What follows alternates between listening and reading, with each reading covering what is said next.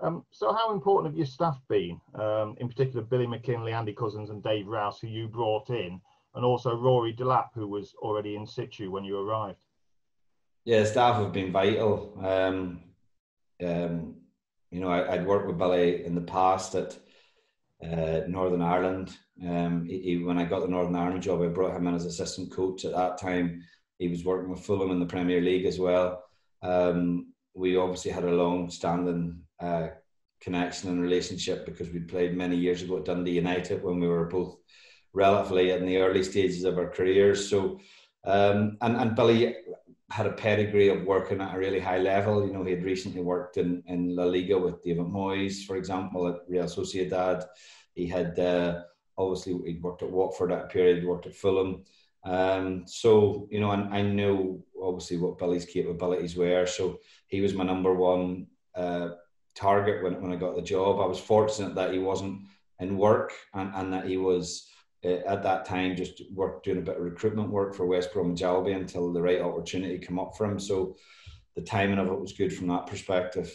Andy was different because I'd worked with Andy really from a very, you know, I kind of introduced Andy to recruitment with the IFA, and from there, you know, he developed his own career through the IFA, but also with Manchester City.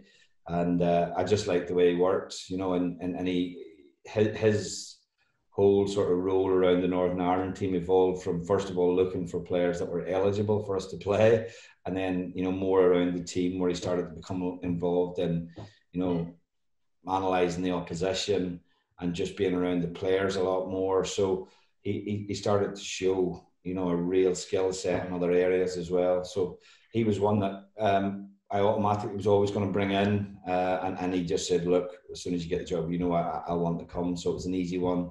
David was slightly different because, you know, there were obviously Andy Key was in place and had been the goalkeeping coach for a long time, but I just felt that side of things needed to be freshened up. It wasn't a reflection on Andy in any way, because obviously Andy's gone to Brentford and done a very good job there clearly as well. So, but I just felt, you know, Jack had a difficult time, you know, a difficult first half of the season or the period before I come in. And you know, David came with a very good reputation. I'd spoken to Brian Marwick about him and he spoke very highly. He was a little bit reluctant to lose him, but David had indicated that, you know, he wanted to come back into first team football. At the time he was working for the Manchester City Football Group. And he wanted to again be, you know, a first team goalkeeping coach. So he's been very good since he came in as well. And Rory was, I suppose, the connection to the club, and like any member of staff, I suppose Rory was thinking, well, you know, he'd been brought here by a previous manager. He'd obviously then worked through Nathan's period as well.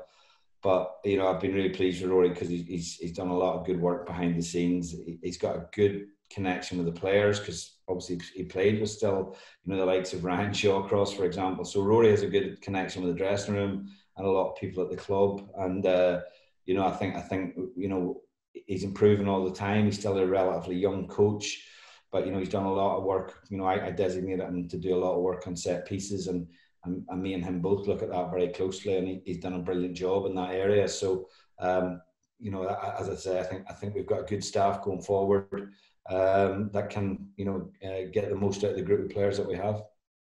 Was the opening goal against Forest the other night a Delap and O'Neill creation, because it came from a corner, didn't it? Yeah, we've been good since lockdown. We come back. Yeah, Rory's really put his mind to working at looking at upper ways we can exploit the opposition, and that was one of them. Yeah, it definitely was. And you know, for it to work, you need great delivery, and the ball in from Jordan Thompson is, you know, it's an incredible ball. Really, you know, Jordan's got a brilliant left foot, and he displayed it on that occasion again. I just think, yeah, set pieces are such an important part of the game. I've watched so much football in my time as an international manager, and it was a huge part of how we were able to get results at Northern Ireland, or get ahead in games against Northern Ireland, or with Northern Ireland rather.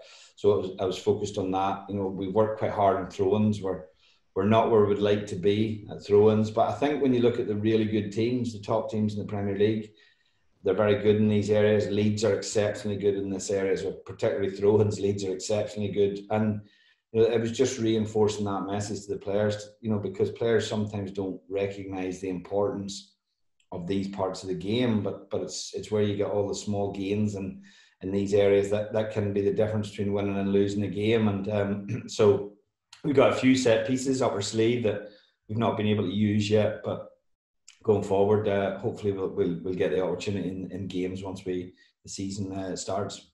So we're safe after a fantastic end to the season. How do you see this abbreviated closed season planning out, and what would you like to happen in terms of, say, the squad? Yeah, I think it's going to be a quick turnaround. The players, some of the players, predominantly the younger players, or the players who haven't played as much in recent times, they will get 10 days off. The senior players and the players who played the most will get 2 weeks off.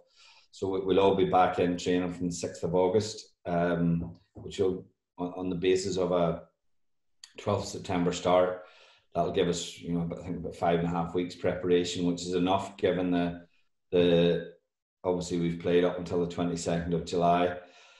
The main thing for me is getting the squad in shape in that period. The transfer window being open the 5th of October, I think is a good thing.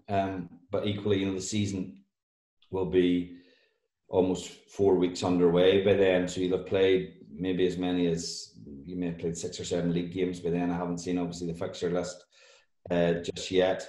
So, but for me, we have a difficult situation at the club. We have 7 players, I think, returning from loan, and 5 of those players are players that the club have invested heavily in, either from their last season in the Premier League or coming into the Championship. So that's not an ideal scenario, because clearly that investment hasn't paid off if they're out on loan playing for other clubs.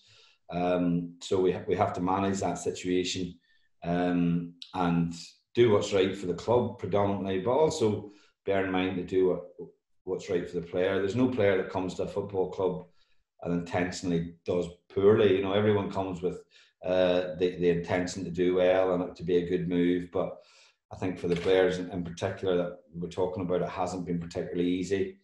I'm looking forward to getting Benik Afobe back, because I think that wouldn't have been a decision that I would have endorsed at the time, because I think Benik can be a really top player in the Championship. He's coming back off injury. Obviously, he had a terrible personal tragedy to deal with in the season as well. So, I'm looking forward to getting Benik back in the building and getting the best out of Benik, what he was brought here for the club to do, which was to score goals. I believe he has that capability. But as I say, once we get to the start of the season, it would be nice to have a streamlined squad. Hopefully, key players or in terms of improvements that we can bring in. It'll not be, I think, a large amount of players, but in key areas that will strengthen us. And, the most important thing for me is that we start better. We've not started well in either of the 2 seasons in the Championship. I think first season we won 2 of our first 10 games, and last season we won 1. So that's not going to be... that's not going to give you a chance, I don't think, to be honest. I look at the Championship table over from November, and we're above a lot of teams that were ultimately, competing to be in the playoffs post-lockdown, like Preston, like Bristol City, Nottingham Forest. So, what hindered us was our start. So we have to make sure that we're better when we recommence again in September the 12th. Well, finally, before we let you enjoy your abbreviated closed season break, what would be your message to the fans? It's fair to say that they've really bought into you. In MON, we trust, we keep seeing. So what would you say to them?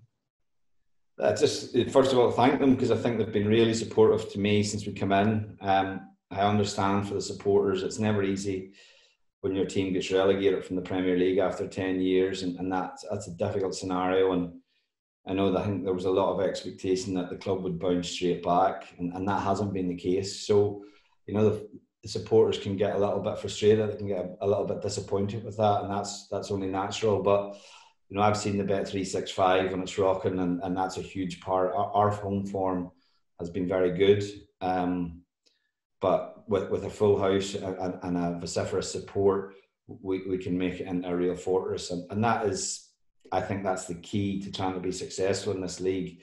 It's never easy away from home. We have to improve our away form. But with the supporters, just, you know, to continue to back the team, we look forward to having them back in the stadium, whether that's, you know, in smaller numbers to begin with, till we eventually get back to full capacity. And as I said all along, you know, one thing that I've seen is I recognise how important the football club is to this area. So we want to make sure that the supporters have a football club they can be proud of. Well, thanks for your time and enjoy your break. Okay, thanks.